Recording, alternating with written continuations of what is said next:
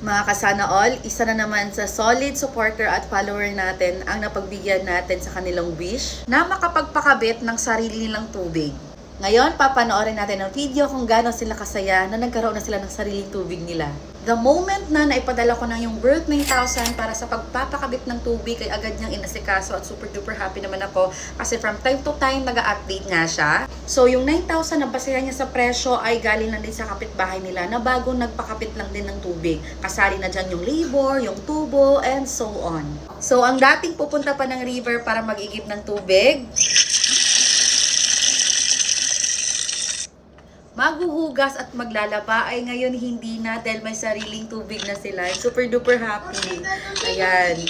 Okay, another test. Pagasa daw, pagasa. Oh, nanay tubig. Diba ang saya Thank you, nila? ma'am. Maricar.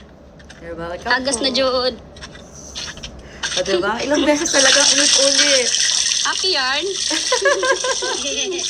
Siya pa yung pinadala natin si Ma'am Jenny Lynn.